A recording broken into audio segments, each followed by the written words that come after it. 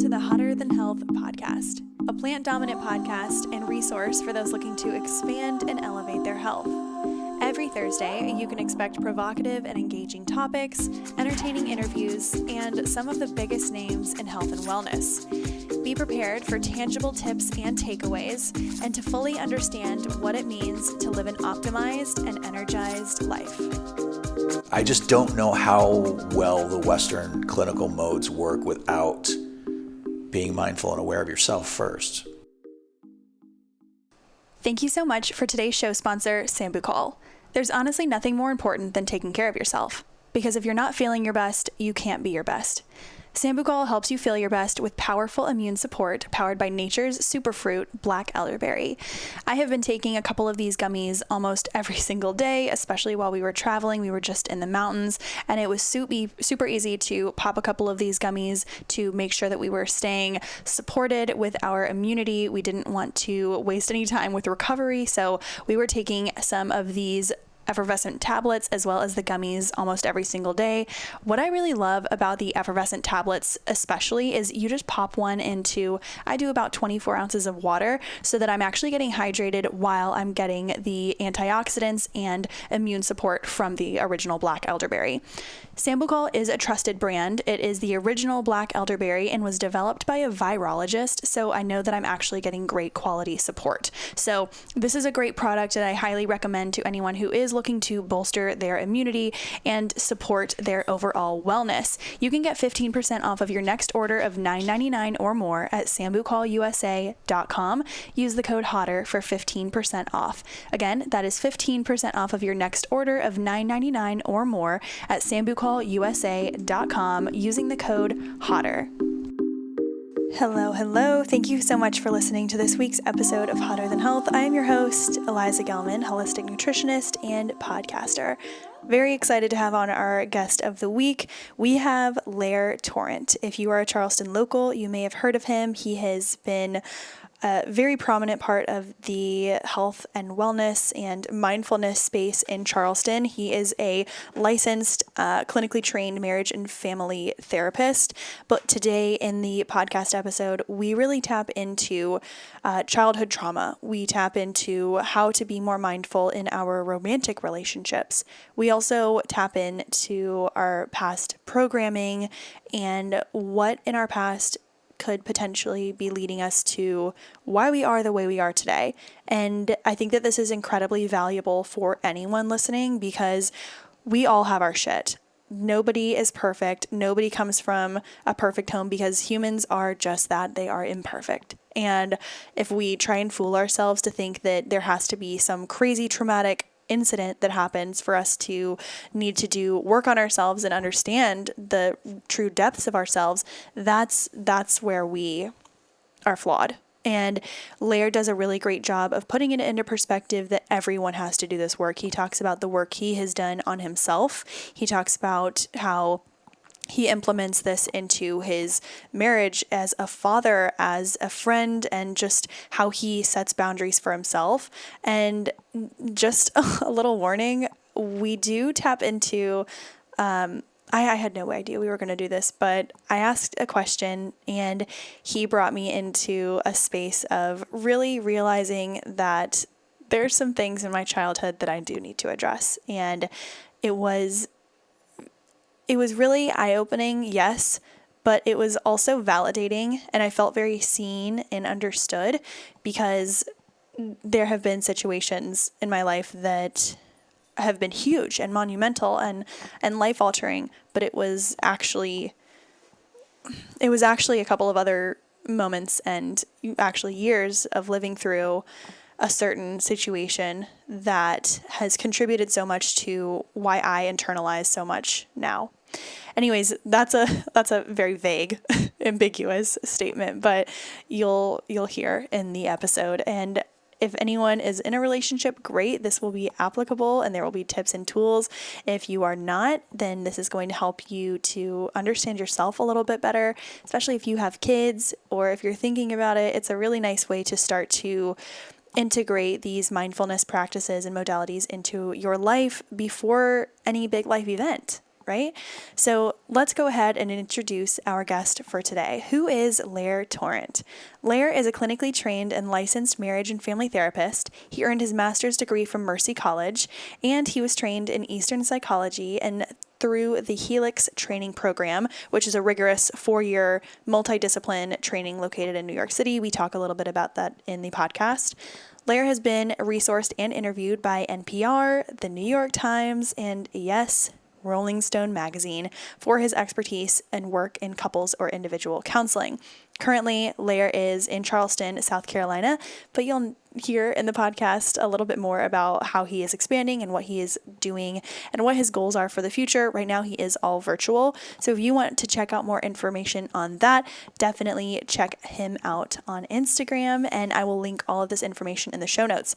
We are also going to be doing a giveaway with his new book. I've read about 20 or 30 pages so far, and I love it. It was immediately attractive to me because it was one of those books where you feel like you can really, you can put yourself in each situation. You're like, oh, that sounds like this person. That sounds like this person. That sounds like this scenario. And it's an easy read, but it's really, really impactful. I know you all will love it. So all you have to do to enter to win a copy of his new book is go onto my most recent Instagram post on Hotter Than Health podcast and let us know your favorite part of the podcast. Let us know if you liked it, what resonated, and you'll be entered in to win a signed and maybe a little inscribed copy of his book. Again, for more people to hear this podcast who maybe don't follow us on Instagram or who are looking for this information but don't listen to Hotter Than Health yet, make sure you write us a review on iTunes or rate us 5 stars. The more physical ratings and reviews we have, the more we get pushed out to people who have never heard of Hotter Than Health. So help us to grow the podcast, help it to get out there in front of more people that need to hear this information, and that would be so, so appreciated. But without further ado, we have the handsome and wise sage wisdom coming from Lair Torrent. Welcome to the podcast. Where should I start? Right? So even before we started recording, you mentioned you were raised by all women. Yes. So take me back to your childhood. Oh, man. So my mom was 15 when she had me. Oh, wow. Abject poverty. We had a house, I guess you could call it that. Mm-hmm. It had no heat. It had no running water. It had no electricity. We had a roof. We had walls. There were windows. We had an outhouse. So it was upstate New York. So it was, it was hard scrapple. And my mom was thrown out of school for being pregnant with me because, why not take away more from her than she needed? And my biological father stayed in school and was able to keep playing football and doing all the things that a boy could do, even though he certainly had a hand in this. Yeah. And maybe not a hand, but yeah. Or something in there.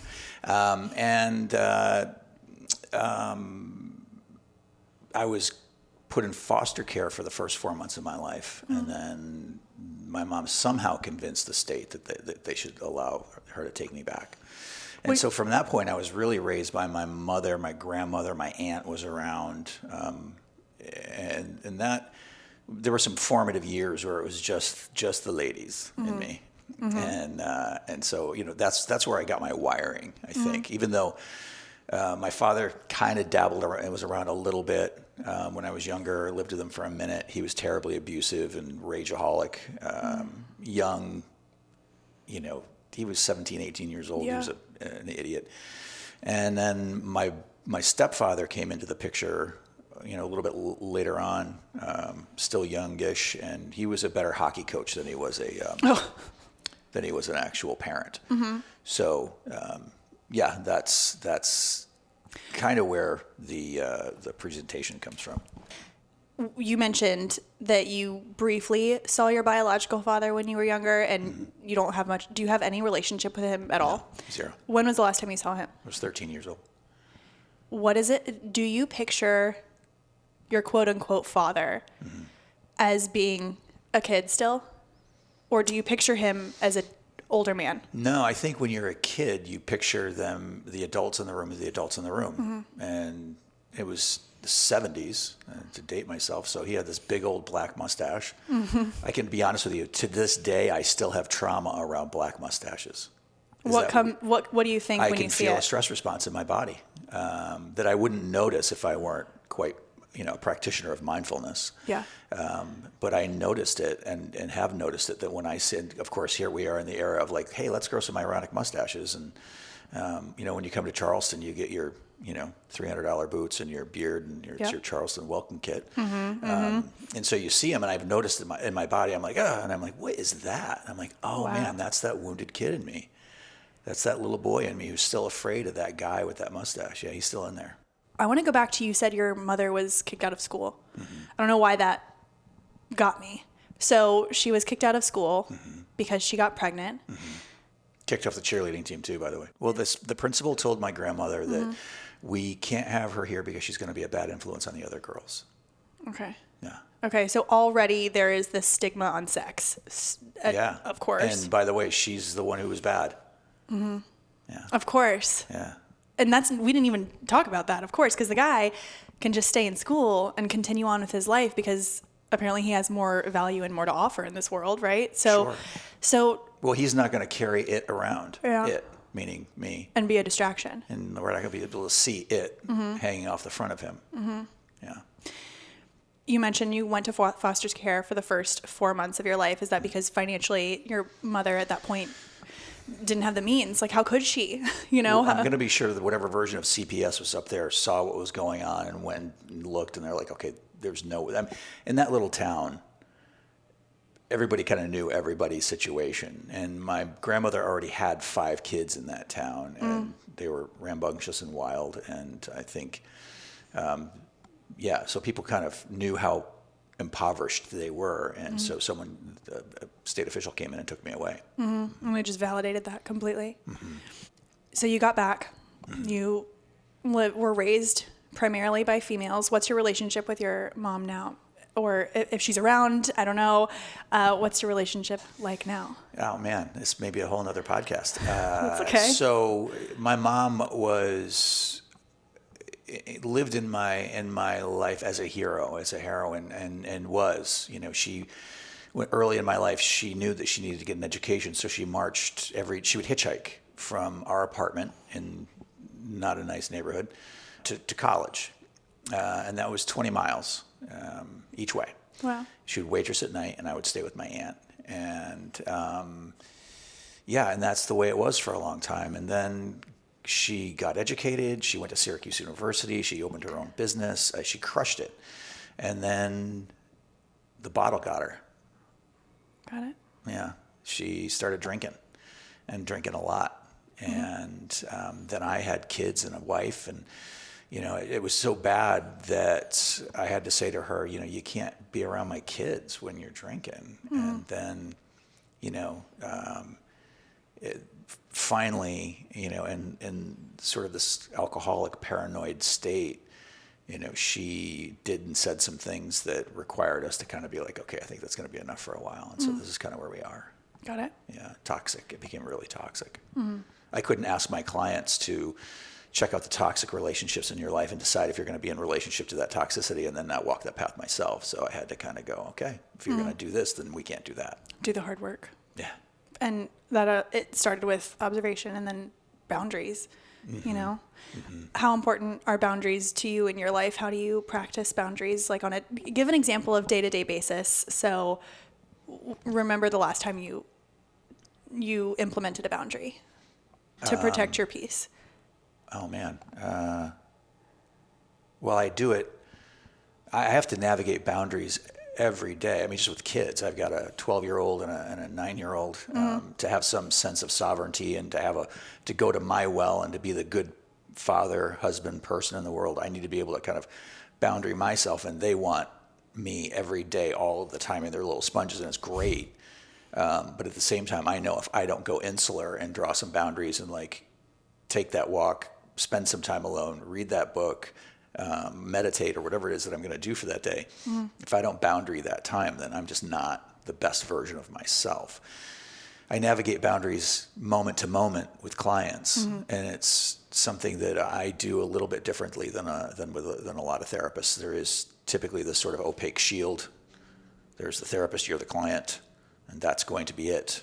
I don't buy that. I think, I'm a person. I can't front that I don't struggle. I think it does something to the work when a client knows that you struggled as they have struggled, you've loved as they have loved. And I roll up my sleeves. It's not going to, when someone sits with me in a session, it's not going to be a lot of like, and how does that make you feel? Yeah. You're like, give me something. I mean, I'm going to ask you how it makes you feel, but I'm going to try to do it organically and make it sound cool. But if it fits and it's okay with the client, I'm going to be like, hey, yeah, that happened to me, or something similar like that happened to me as well. And this is how I felt about it. And I think that clients really get a lot out of that type of interaction. I agree. Yeah. I used to go to a therapist who, at one point, our relationship has really evolved. I needed her at a time when I didn't realize I needed someone to be soft for me. And it was perfect. Yep. It was perfect because I don't know if your yin and yang energy work, but I was a lot of, I think, yin. I was just masculine, hard, cold, and I needed some yang, and so she was really helpful. And I remember, I don't even think she spoke the first 3 sessions we had. I was just sobbing, blubbering the whole time, and she was taking notes. She was like, oh my God. But I remember seeing her out at a dinner, because this town is so small. Yeah. I saw her out at a dinner, and she looked at me, and she just like put her hands on my hand. She's like, have an awesome night. I have to go. And she was like, this is separate. This is separate. And I saw her, at first I thought, that's crazy. We can have both. This is great. Share a drink with me.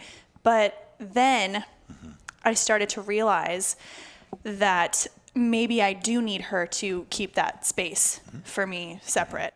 Fast forward, maybe 2 years later, I was seeing her, and we were talking about relationships and what have you. And she related to me on something that I was struggling with. And she said, normally I don't do this, but I have to let you know, it sounds like I'm talking. And I was like, oh, and it just humanized her so much to the point where I just felt very seen. And so I saw that, and it made me so confident in our process that it didn't care if it took 3 years. I was like, that moment brought it all to life because you were human with me for 10 seconds. She's walking the path she's asking you to walk. Yeah. Which is exactly what you did with your mom and what you tell your clients as well. You work primarily with individuals, or do you work with couples? Is there a 50-50? When you're working with clients, where would you put yourself? It can be 60-40 either way, 50-50.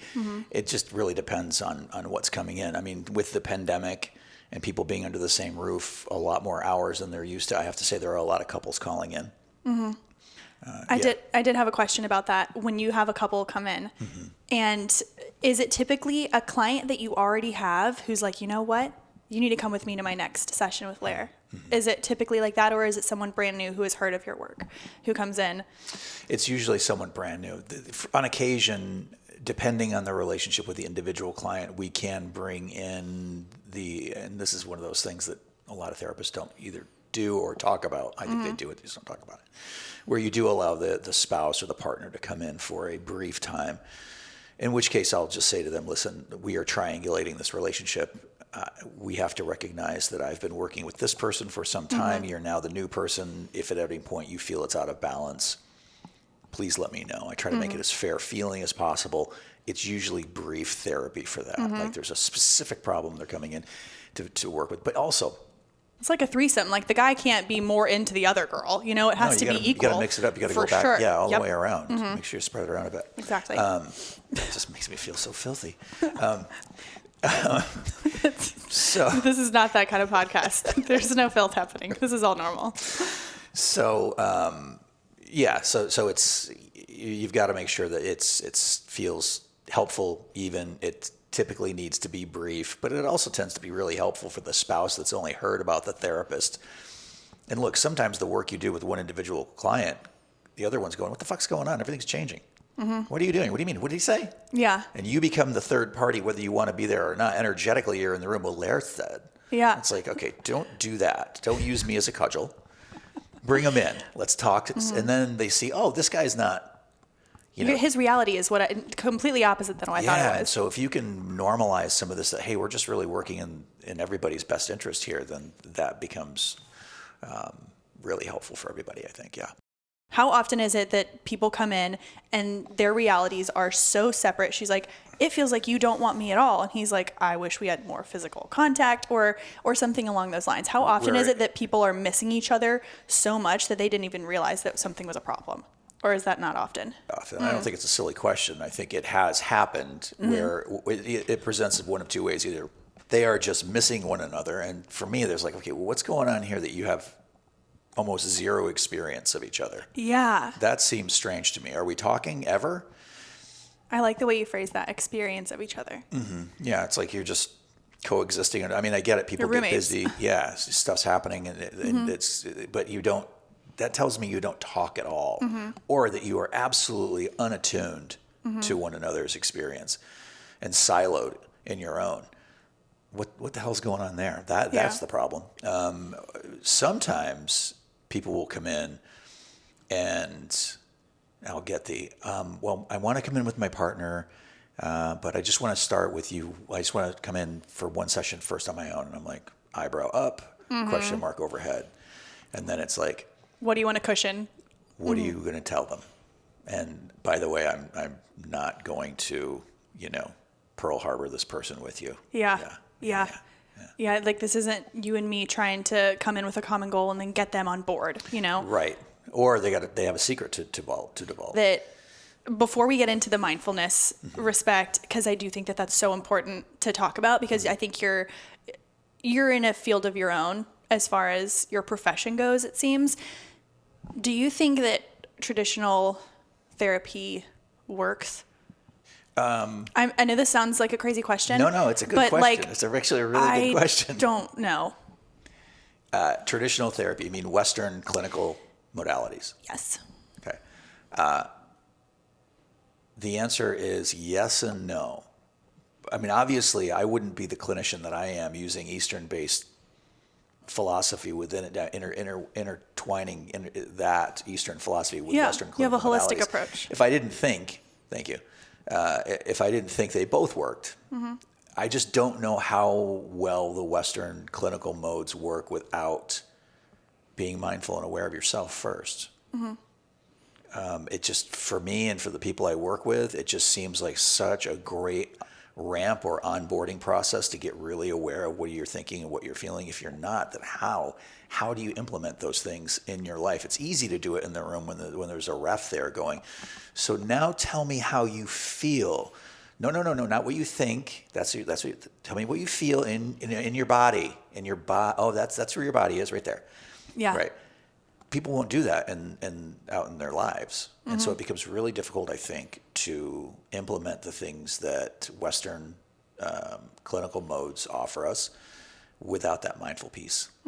You mentioned in your book that in the beginning you were not upset, but you were frustrated because you had been running into the same conversations with the same therapists. And I don't know how many years ago this was, a while ago, but you had been running into the same conversations. You're like, yeah, hope it works for them, hope they do it. Well, welcome to couples therapy is what they told me. Exactly. So they were like, yeah, this is essentially couples therapy, where you go in, you listen to their problems, maybe you recommend some practices that they can do in front of you, but then it's never or rarely implemented.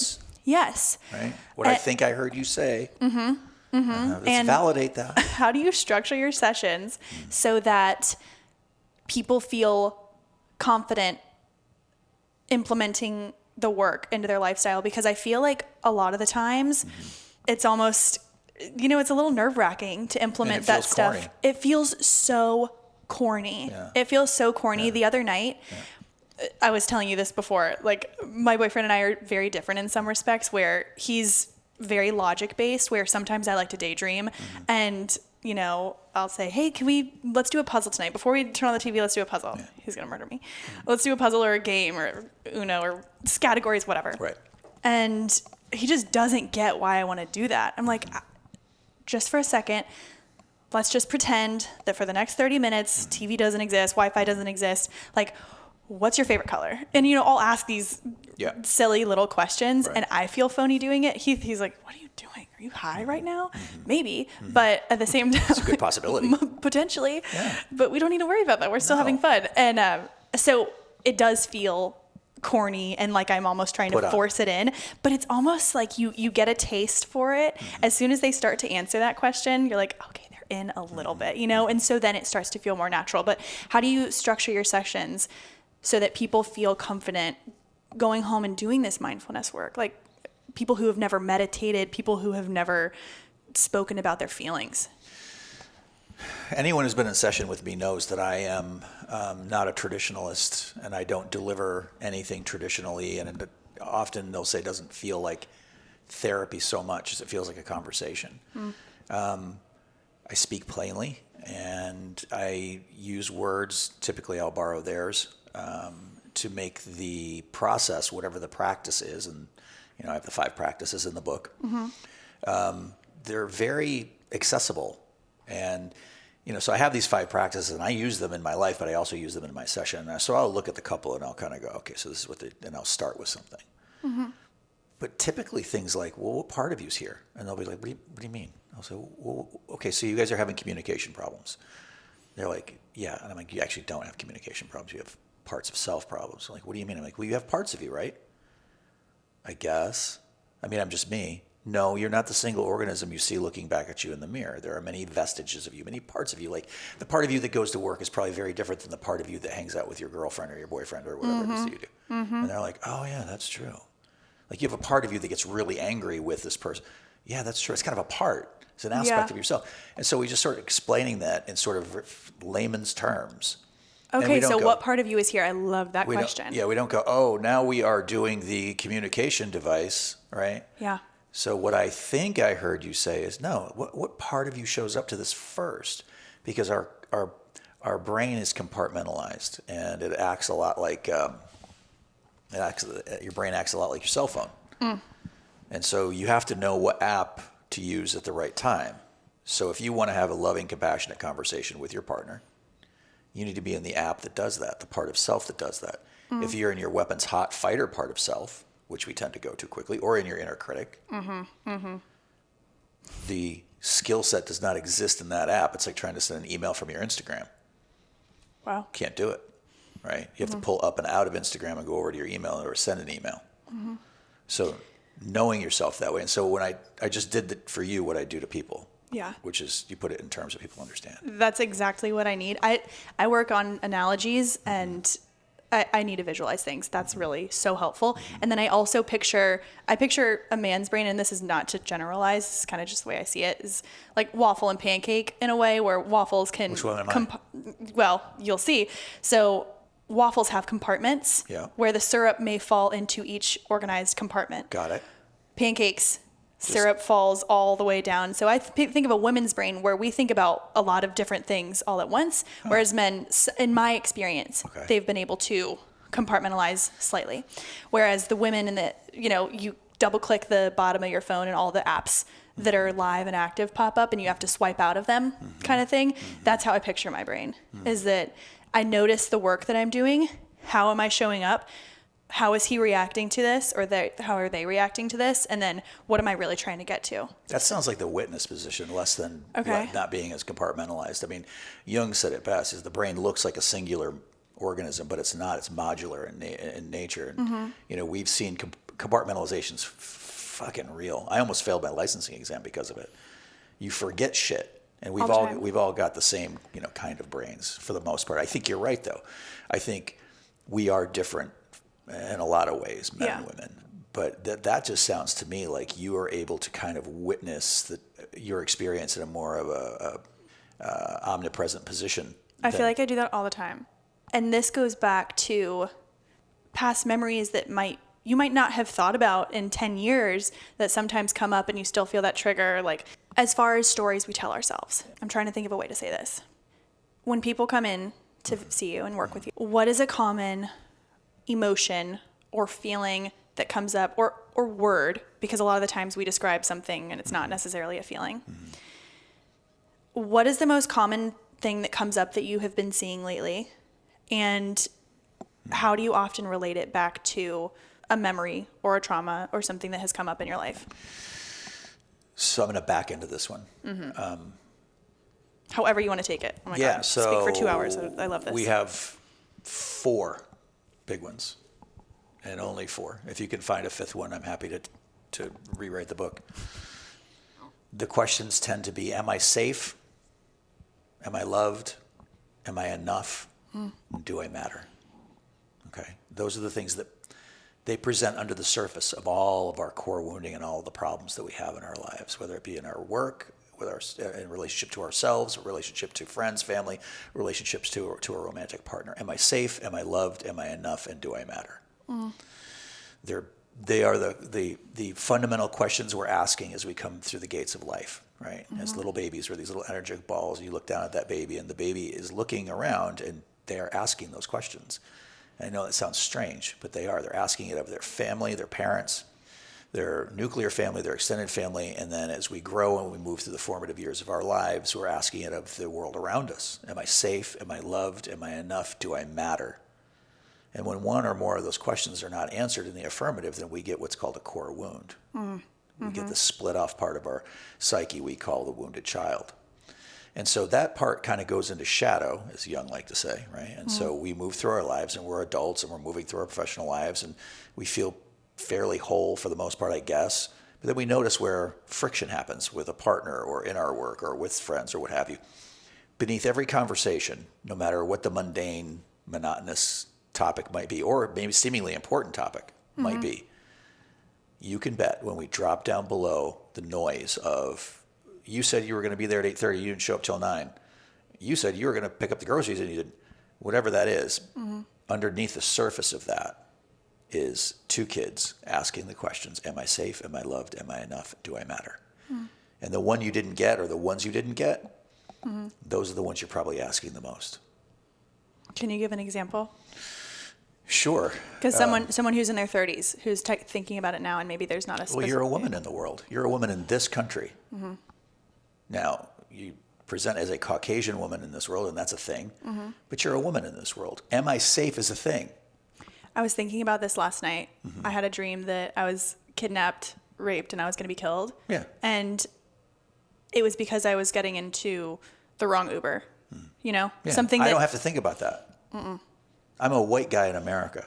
At least I present that way, right? And so I, can walk around, and I don't necessarily... I mean, I do because of you talked about trauma. Because of my trauma, people wouldn't notice it. But there's a reason the way I look the way I look. There's a reason why I have tattoos going. Yeah. I'm going to give you the sense that I might throttle you if you mess with me. Because I'm not safe in the world. There's a little boy in me who was poor. My mom was protecting me. She's 15, 16, 17 years old. The world was not safe for me. Yeah. Wow. Yeah. And then there was the question of, this is not to pry, but am I enough? You were in foster care for the first 4 months of your life, when you should have been held at the closest point to your mother. And so that's, you mentioned, okay, I'm a woman in the world. That's something underneath that is, like you said, omnipresent. Like it's always there. It is always there. Imagine being a black person in the United States. Yeah. I was just thinking about that. Yeah. And there are so many other stories that we've even had on the podcast that I can't even really respond to because I can't. And so this all goes back to shadow work and inner child. How often do you do this work with your clients? Every single day. Every single day? Every day, all the time. What if there is a client who can't pinpoint a memory or a moment or something in their life? Or what if there's something that happened when this person was in their late teens and early 20s? Is that still as traumatic with those questions, or is it more in the formative years? No, I count those as formative years all the way till your brain's fully formed. When you're like, as a woman, when you're 26, when you're a guy, when you're 28, then your brain's finally done cooking. Yeah. Okay. Yeah, but the real tough ones, pre-verbal trauma. You were sort of asking around about my trauma with regard to these questions. And try to find the trauma when you can't speak and you're a pre-verbal 4-month-old who's been ripped from your mother and you don't know who these people are. I mean, that's some shit, you know, trying to find that and wondering why it's eking out and what the fuck, why did I do that? Why did I make that choice? Am I safe? Am I loved? Do I matter? Those are in there. So inner child work, can you give an example, like a real example of a client who came in and had no idea that shadow work was necessary, and then they had a breakthrough, and can you talk about what that looked like? It's a lot of... just to give people perspective what that might look like, because I think a lot of people are still resistant to shadow work or inner child. I think what we call it shadow work, sure. Fair. A little It's deep, a little deep diving. It's like dark magic. Right. It really is what? dark magic. What? No, I don't want that. Like, absolutely not. I prefer to be right here and safe. Right, but people can deal with, I have a wounded child. They go, okay, well, so I'll say to them, look, they'll start talking and they'll tell me what happened. I'll say, well, that feels really young to me. Like when they start saying something, whether you're an adult in the world and yet you feel really, how do you feel in your body? And like, I'm shaking, I'm trembling. When I talk about it, like I can feel like I get a uptick in my heart rate. And I go, right, you're having a fight, flight, freeze response right now, right? This feels, are you scared? Yeah, I'm a little scared. Like I want to run. What do you want to do? I want to run. I want to get out of here. I don't want to talk about this. I just want to move away from this. Okay. That feels really protective and that feels really young. What do you mean? I think this, can you tell me more about that memory? How old were you when that happened? How old do you feel when you talk about it? Yeah. And when they start getting into it, it's just underneath the surface. And most people have access to these memories or to the feelings. Sometimes the memories are not there because the trauma is so huge. And so, you know, they'll be repressed. They've made a habit of, because their trauma was so acute, they disassociated their whole life. And you'll see the disassociation in their adult life too. And I'm like, it's a wonderful and fantastic strategy because they hate it when they do it. And I'm like, I'm so airy, I can't keep my mind. I'm like, right, but you had to, and it was amazing that you could. It was like your survival. Right. Yeah. I've talked about this before, is that there was definitely a period of 2.5, 3 years where I was fully disassociated, just couldn't feel, unless it was pure adrenaline or depression or a first class trip to Europe. Like there was no joy. I always relate it back to a polygraph test. And I've been doing this with my nutrition clients as well. If your life, with the way you think about food, drugs, alcohol, just your day-to-day, if your mind is on the polygraph going up and down, it seems like you're lying, and you know how when the polygraph goes off and you're lying, it'll start to really go high up and down, crazy. Yeah. A lot of us live in that state. Yeah. We live in that state. So you can't see the minuscule pauses in between where you are at a stable, steady state, because you're living in this. So if you're trying to get back to your baseline, I feel like that's what I was trying to do for 2.5 years, never found my baseline. So I couldn't enjoy those little moments in between. I couldn't enjoy the pauses. There was no joy in food, in friends, in time spent, unless it was pure adrenaline or pure depression and stress and anxiety. So those are the only two markers that I had for feeling. And then fast forward through a ton of work, and I'm still bouncing back and forth between that. But I feel like so many people are living in this state of lie in the polygraph test. Like so anxious and avoidant and fearful of their emotions. With when we're talking about disassociation, I also want to talk about narcissism a little bit. Okay. How would you describe a narcissist? Somebody that hates themselves so much, who they actually are, that they've created a facade, a part that they fully believe in, present to the world, and at all costs they have to keep up this facade, because if the facade came down, then you'd see the aspect of themselves that they hate so much. How often is it that you think some people are on the spectrum of narcissism?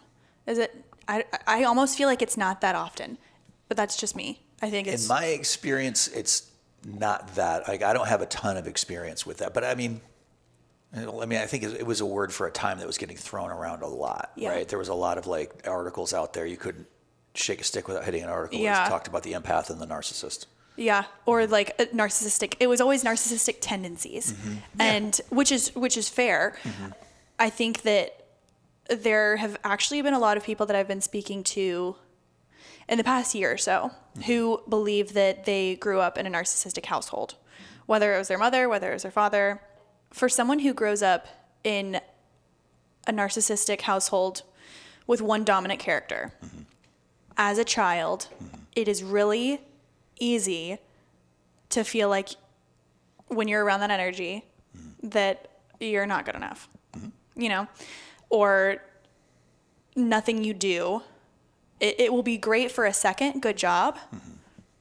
What's next? What's next? What's next? Or comparison, all that stuff. What would be some, I'm not going to say shadow work. What would be some inner work that people could do to work on that it's a great question. trauma? So noticing where you feel what's that? Selfish question. Sorry. No, I couldn't tell. No, it's just a selfish question for me. I was like, I need No, I know. I totally do. I'm going to write it down later. I was like, okay, we're doing therapy now. I'm milking this thing wherever I can. I actually just started charging you. That's fine. I'll send you guys some clients. You'll be getting some phone calls. I'm positive. So it's pretty much the same no matter what the wound is. Noticing where you're feeling that deficiency, right? So that, as you said, like I'm not enough. So when do you feel in your adult life like you're not enough, right? Because I'm going to imagine, I don't know a lot about you, but I know you have a podcast and you're doing all kinds of things and you've got a nutrition thing going and you've created this life for yourself that would not denote this deficit. It would not denote somebody who feels like they are not enough. But there's a little girl in there. There's a little girl in there with eyes that look remarkably like the ones that are looking at me right now, who often felt like she was not enough. And you're probably picturing yourself at that age right now. Oh, totally. Yeah. You have a sense of who she is. How do you feel in your body as I talk to you about it? A little anxious. Yeah. Yeah. I mean, fully anxious. I can see your just cheeks. right here. Yeah, your cheeks just flushed. Yeah. And oh yeah. Yeah. That's real. If we stayed with this, we'd probably get to some emotion real quick. Oh yeah, no, let's divert. Just for podcast sake. No, we're staying. Okay. Okay. We're not going to stay here long. I just you asked the question, so I wanted to give you a visceral sense of what the answer is, right? And so you see just how close to the surface this little girl is. Yeah. I just had to name her truth, and she came in the room. Right. There it is. It's okay. It's real. Like, why do this fucking podcast if you're not going to do some real shit? I know. Yeah. Like the one that's on YouTube. Fuck. But it's fucking real and it's good. It's the truth. And you're not, and so this is the path, the people who are listening to you, your audience, they're wanting to know how to walk it. And you're walking it for them right now. Look at how brave you are. You're welcome. Yeah. Yeah. You're fucking brave. Yeah. And so that's how close to the surface she is. She's right here. She's standing just over your shoulder going, hey, am I enough? And she's so cute. She's adorable. So cute. Right. And so you want to turn to her. And you want to look her in those eyes and you want to go, holy shit, I'm so sorry. I'm so sorry I didn't see you. I didn't know you were there. Yeah. That stuff. Thanks. And you hug her. And you love her. And you promise her, I'm never going to do that to you again. I'm never going to treat you like you didn't matter, like you don't matter.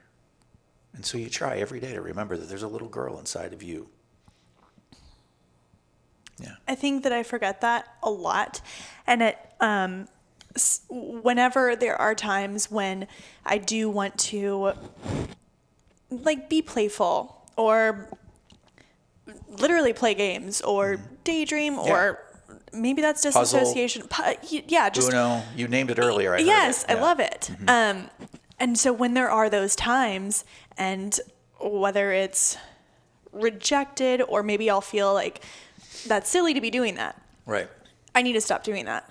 It's just part, and that's just part of the childlikeness that's in me that was gone for, I don't know, years. But it's coming back. And I'm like, okay, I want to stick with that. Also, I read a book every morning, The Daily Stoic, Ryan Holiday, incredible. And I'll read like one of the pages in his book. And there's a picture of my sister, my grandfather, and me that I use as a bookmark. And it's so cute. We're like wearing these little Hawaiian dresses.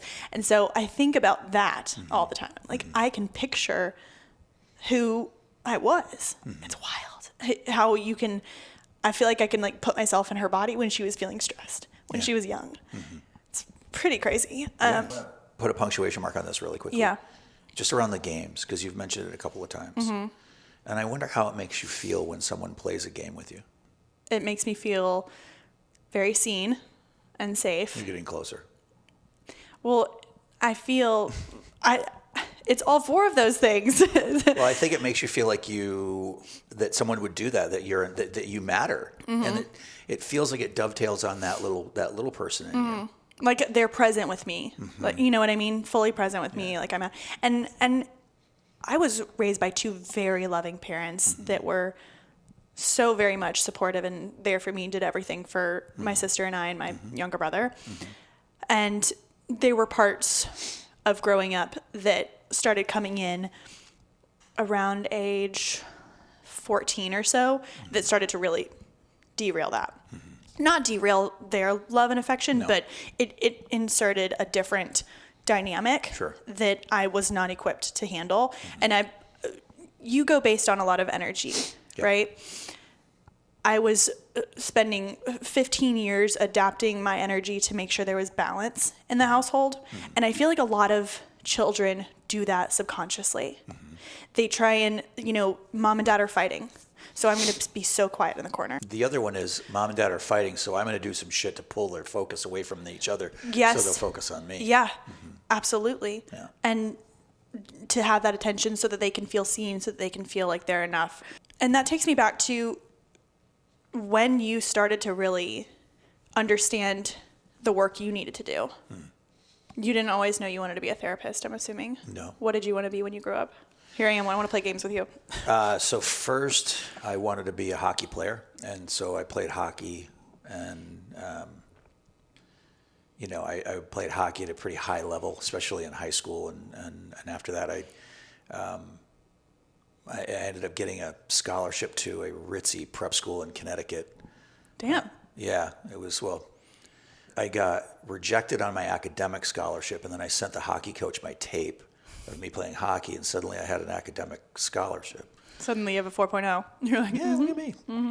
And so I wanted to play hockey, and then I was a goalie, and I got tired of getting hit with pucks, and so I sold all my hockey, moved to New York to be an actor. Really? Well, let's keep going. Yeah. So I moved to New York when I was in my early 20s, and I fell in love with that city, and I started out to be an actor, and very early I got signed to a bicoastal agent, and I was going out for pilots and doing all kinds of crazy things for that, and that was the bulk of my life for a very long time. How long? I'm going to say about 15 years in total. Okay.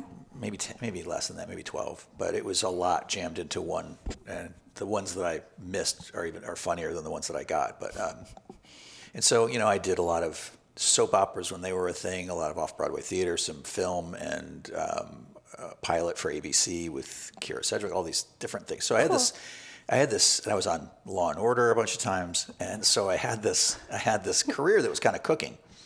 And I tell you all of that not to be like, oh, look at me. I mean, we will be searching back on episodes of Law and Order. Please don't. And so I was sitting in my trailer, and on the set of Law and Order, getting ready to do a scene, and I'm sitting there, and I just been to hair and makeup, and I'm kind of living the dream. I have the pilot is getting ready to come out. I'm doing this. I've got a play coming up next, and so I'm feeling my oats about that, and I'm sitting there, and all of a sudden, it was almost audible in my ear. I heard some voice say to me, this is all a big ego stroke. I'm not even sure I'm answering your question, but doesn't matter. Keep going. Keep going. So I had been reading this book that said that you should do this exercise. Go and look. If you want to know what to do with your life, go and look at your bookshelf. And I had about 50 books on psychology, on spirituality, about energy work, all the things about self-help, you name it. I had about 4 acting books. And I was like, oh, fuck. 8 years of school coming your way. So that's when I decided to pivot. Wow. But I had always had it sort of in my ear that, this was here, and I might want to do this. And I had a proclivity and perhaps even a talent for it. But I wanted to be an actor because I wasn't enough. And I thought that if I put my big mug up on a screen and people came to watch that would suddenly make me good enough.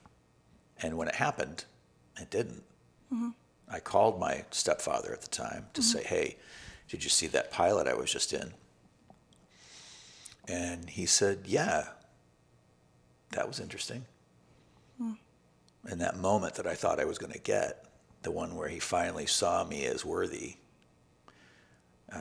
didn't happen. And I realized in that moment that, you can't farm that shit out to other people. You have to find it in yourself. Yeah, that's true.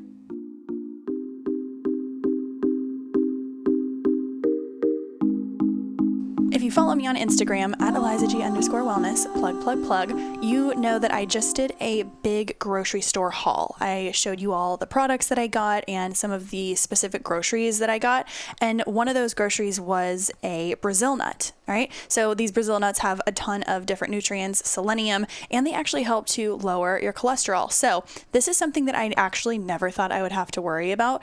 I recently did some blood work with Inside Tracker, and they showed me way more than I ever expected. I was kind of thinking, okay, maybe they'll show me that I need some more vitamin D or I need more iron. No, they went so much deeper, and they actually let me know that my levels for LDL cholesterol were high. So that's something that I'm absolutely going to work on. We don't really have much history of heart issue in my family, but knowing that this is specifically only for me, it was something that I absolutely wanted to take into my own hands. So if you are one of those people that want to take charge of your health and wellness and figure out what is happening from the inside out in order to fully optimize your health, this is exactly what Inside Tracker has been designed to solve. So Inside Tracker is an ultra personalized performance system, and it analyzes data from your blood, DNA, lifestyle, and fitness tracker to help you optimize your body and reach your health and wellness goals. It was super simple. I had a phlebotomist come to my house. It took 2-3 minutes, and then in 2 or 3 days, I had all of my results sent to me with tons of follow-up information. It wasn't just letting me know the problems, it was actually giving me support on how to help better what I want to work on. So for a limited time, you can get 25% off of the entire Inside Tracker store. Just go to insidetracker.com/hotterthanhealth. Again, that is 25% off of the Inside Tracker store. I did the DNA as well as the blood, but you can choose whatever you want. Just go to insidetracker.com/hotterthanhealth. Again, insidetracker.com/hotterthanhealth. Thank you so much for sponsoring today's podcast.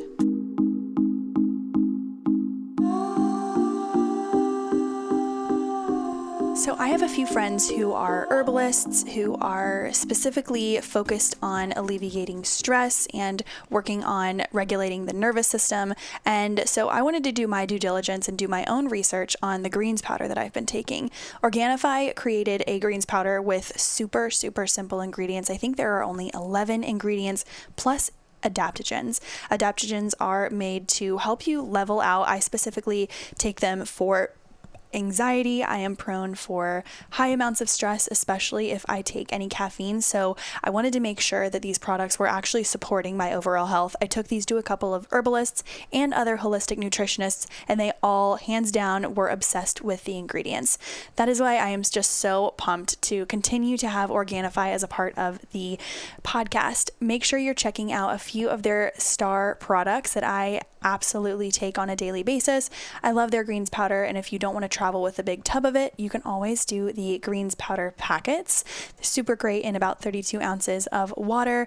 The red juice is also amazing, especially as I know it's going to start to get a little warmer, hopefully here in the next couple of months. Make sure you're stocking up on the red juice. And of course, we're going to the gym, we're working out, we want to recover, and we also want to stay satisfied and let our satiety hormones be quelled. And that is why I love their plant-based vanilla and chocolate protein powder. Those are 3 of my absolute favorite products. You know, I also take the probiotics, but whichever one you want to start with, you cannot go wrong. I know for a fact a lot of you listening have tried the greens powder.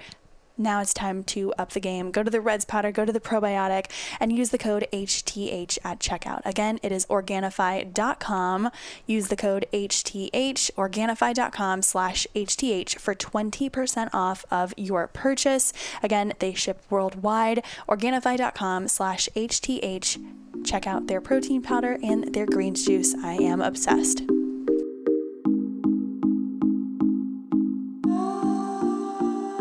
So after you went to school for 8 years, you did all of that. How did you end up in Charleston? So went to school, 2 different schools, got my license, opened my practice, and I sat down with my wife, and we were just like, fuck this, man. It's cold 9 months out of the year here. We're raising 2 kids in an East Village apartment. You know, I mean, we have to take them to Barnes & Noble for something to do during the winter days. It was like, this is sad. And so I said, okay, a progressive city in the South near the beach. There's one choice. That's true. Yeah. So you moved here when? We moved here about 7 years ago. Mm-hmm. Mm-hmm. How long have you and your wife been together? 21 years. Wow. Mm-hmm. Nice. About 21, yeah. What, and her name is Ashley, and she also does a lot of energy work. Yeah. And she's a therapist. She therapist. Can speak to dead people. I shit you not. I've seen behind the curtain. It's crazy. Yeah, it's wild. I gotta have her on next. It's so crazy. Oh my God. Yeah. And her name is Ashley, and I would love to have a conversation with her and talk to her. Yeah, she's light. She's seems magic. light. I've done some research. I've done some light stalking. Yeah. But you've been together for 21 years, mm-hmm. And what does your relationship look like now compared to how it looked when you guys first got together? So take out the tequila. So you guys are not drinking. You do not drink. No, we have some wine for sure. Absolutely. I mean, I'm not gonna say that. No, but we were bartenders in New York. Oh, got it. Okay. Yeah, so we were like, it was a main character. Yeah.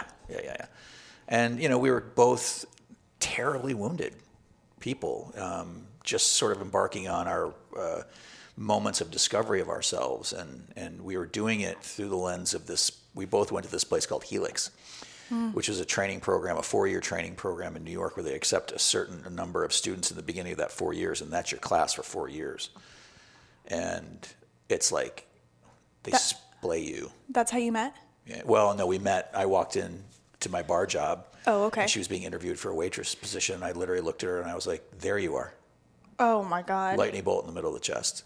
I still don't think she had that experience, but I did. It only takes one, and then I was like, holy shit. Yeah. Mm-hmm. Floored. Amazing. Mm-hmm. Okay, so you were splayed. Talk about that experience when you're in your 4 years of Helix. It was like going to Hogwarts. Wow. Yeah, it was crazy.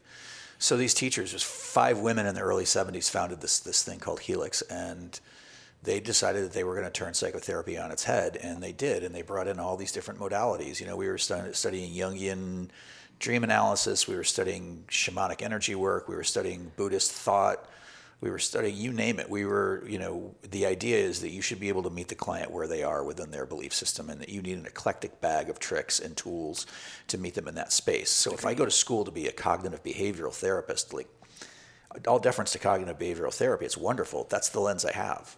And you have to go out and get adjunct pieces, and most therapists do, so you're okay. But, if I'm an addiction therapist, and I'm going to tell you why you're addicted to your anger, I just feel like we should be a little more malleable than that, and have more in there. That's also why I chose marriage and family therapy, because they make you study a bunch of different systemic models in order to meet the clients where they are. Mm-hmm.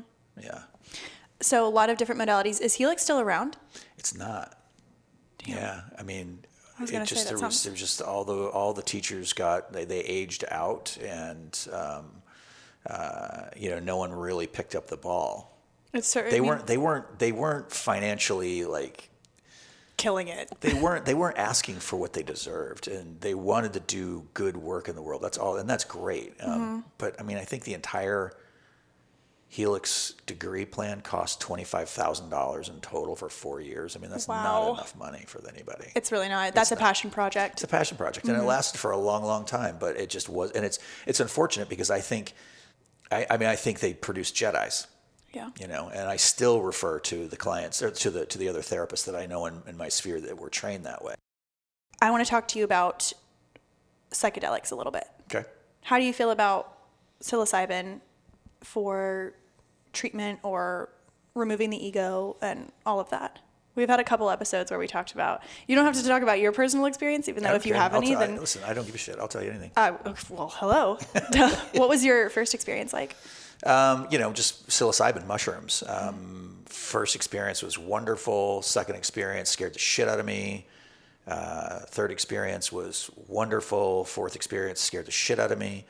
And, I have yet to embark on things like, what's the name that it's escaping me? What? Not peyote. Ayahuasca? Ayahuasca. I have a ton of clients who have done ayahuasca and iboga. Mm-hmm. Here are my thoughts. Look, and again, people say, well, you haven't done it. Well, right. I've not been a drug addict either, but I treat them. Yeah. So you have perspective. Yeah. So went to dinner a while ago with someone, a person who had, gone into the Peruvian jungle and had all kinds of things to say at the dinner table about their experience. When my wife and I were walking back to our car after dinner, I said, well, the same asshole that walked in that fucking jungle is the same asshole that walked out. Right? You go in, you get a glimpse. That's what it offers you. It offers you a glimpse. And so the clients that I have who are using it to bypass their shit because they don't want to be human beings and we've pathologized our feelings in this country. I think that most of the self-help genre out there should be just titled, "This is how to not feel how you feel." Yeah. Spiritual bypass, for sure. Spiritual bypass, right. And so psychedelics seem to work best when it stands on the shoulders of psychotherapy. Mm-hmm. I'm not going to lie to you. There's a lot of firewalls in that brain in us, especially if we have deep-seated trauma. And even the guy who wrote The Body Keeps the Score, Vanderklook, he says, look, we don't know. Studies are still out. He's a big study guy, right? So the studies are still out, but he's like, it's promising. It looks great. And I have done work with clients where they are in the chair getting ketamine. Okay. Done sessions with ketamine treatment. Did we get to some stuff that we wouldn't get to normally? Absolutely. Yeah. It gives you a glimpse. I've done ketamine, and it gives you a glimpse of what it is to not have an ego. Like this is what it feels like when maybe the stuff you think matters so much doesn't matter so much. Mm-hmm. Where it strips everything away. Mm-hmm. But I think these things can't exist on their own. Mm-hmm. And I know that the people who are big into medicine work would tell you otherwise. I think they're in for it. It's coming their way. You don't escape the work. I completely agree with you. Yeah. I can't think of any one situation in life where if you just fix one thing, everything has an effect on everything. Oh. And it's like nutrition. I mean, the same as any of my clients. They go into it thinking, hey, I kind of have an unhealthy relationship with food, or, I've been counting calories, or hey, I just want to lose weight. And then 3 months later, when we finish working together, it's literally just we implemented journaling, we implemented intuitive eating, we implemented meditation and walking. And there's so many different facets that we cover. Mm-hmm. It's never just tell me what to eat. Yeah. Ever. Right. And insight's not curative. Yeah. So you're going to have this insight, or you're going to discover this thing, you're going to have this remembrance. The question is, and this is the problem, right? You're in the jungle, or you're someplace with someone who's a facilitator of this thing. Mm-hmm. Are they qualified to help you integrate? What are the questions you would ask to figure out if this is the right situation for you to be in, other than your intuition? But what are some things that you have seen that I want to know how long they've been doing it, who they trained with. Okay. And I want to get some understanding about what's the lineage, because the medicine has a spirit and it has a soul to it. That's the difference, I think, between doing something like psilocybin and plant-based medicine work and doing something like ketamine. Like you can feel the difference. The ketamine doesn't have a soul. Yeah. but these plant-based medicines do. And I want to know, where do you come from in this lineage of delivering this? Because now it's getting so popular. It's like, well, I can do that because I went and had I went and sat with a shaman for a weekend or a week in Peru. No, you're just, that's not, no, sorry. And so a lot of the work I do, or some of the work that I've done recently, is people coming back from those experiences going, what the fuck do I do with this little kid that I just discovered that was so terribly abused, that was left in their crib and not fed? How do I deal with that kid? How do I deal with the feelings I now have towards my parents? So integration of those experiences becomes really important. Yeah. It's like, my wife's a medium. There are a lot of mediums out there, and having a mediumistic experience can be if it's spot on, and someone comes through and they're like, "Oh, there's my dead dad who beat the shit out of me my whole life." Most mediums are like, it's like getting punched in the face. Yeah, and so the mediums are like, "So go in light and love." They say go in light and go in love. Okay, it's light and love. And I'm like, how the fuck are you supposed to go in light and love when you just had that experience, like, right? Do you have notes for me? Can I bring this home? What do we do with this now? How do I... It's like you have led a cow onto a roof and there's no way of getting the cow down because cows can't climb ladders. There's they need this whole... Does that make sense? And so when she sits with someone, she has the ability as a therapist to then help them integrate the experience. And so, you want to shake the trees? Go ahead, but make sure you have someone on belay. Yeah. Yeah. I have had multiple people after my mom passed. I knew that when I was ready, I was like, I will do some type of spiritual work to try and contact, but I didn't know, and I don't know when that will be, but I think it's going to be the same types of questions, plus a little intuition of how long have you been doing this? I don't want to know what I can expect, but also I don't want anyone to know anything about me. I don't want it to be what they've seen on social media or what, I want it to all be what they feel. Yeah. Before I let you go, what are you most excited about in your field and then in your own personal life? Well, right now I'm most excited about my book coming out.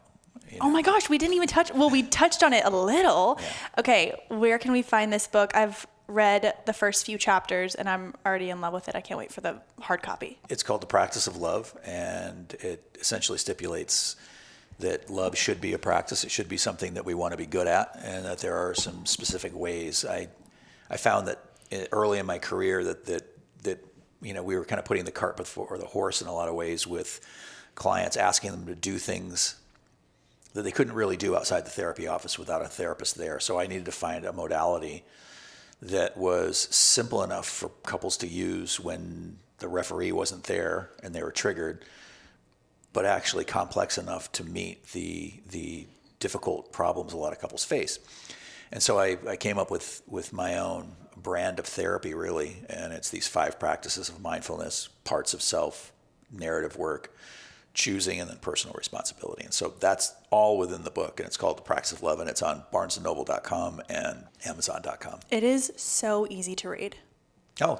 It is so easy to read, and of course I was like, okay, let me touch on this guy and see what he's got going on in his brain, blah, blah, blah. I didn't know you at all. And then I started reading it, and everything made so much sense. And you debunked a lot of stuff. You're not gimmicky. You're not trying to sell anything. You're not just like, oh, Jim and Susan came in and they were having a tough time, but we found out communication was the issue. It was not anything that I had read before. So thank you for that. And then what are you most excited for in your personal life? Oh, man. Hopefully Costa Rica in April. Yeah. Yeah. And, just whatever happens with this book is going to affect, obviously, my family, my wife, and my 2 boys, and we homeschool them. So we're able to be a little bit mobile, and I'm kind of hoping that, if things go well with this, that maybe we can take our show on the road for a little bit and maybe spend a little time down in Costa Rica, or, I don't know, maybe on the West Coast, just travel around a little bit. I want to set you up with a couple people that I know who might be able to get some more conversations like this out there for your book. I think that'd be really great. That'd be awesome. Well, I'm so happy to know you. Thank you so much for all of your time and all of your therapy. Thanks for having me. You're welcome. Yeah. And for anyone listening, where can people find you? LairTorrent.com and Lair Torrent Holistic Therapist on Instagram. That's pretty much it. Great. All right, make sure you go follow him. He has so much knowledge to impart on all of us, as well as his wife, Ashley, who I think we'll be hearing from, who knows, in the future before you guys go off to Costa Rica. This is me putting things into the universe. Right. Thank you so much. We will talk to you soon. Thanks. Thank you so much for listening to this week's episode of Hotter Than Health. I know you absolutely loved all of the wisdom that Lair provided. Remember, we are doing a giveaway with his new book. It is so simple. All you have to do is go to the Hotter Than Health podcast Instagram. Let us know on my most recent post your favorite part of this episode, and you will be entered in to win. And I know for a fact that he will be writing in some of these books and sending them out with some personal tips, love, and advice. So thank you so much, Lair, for coming on the podcast. We would love to have you on again. And for anyone listening, make sure you are rating us 5 stars on iTunes. It is truly the best way to help support and grow the podcast. The more reviews we have, the higher we show up in rankings when people search for things like health, wellness, nutrition, constipation, all those good things. So I hope everyone has a fantastic conference call this weekend, and we'll talk to you next week.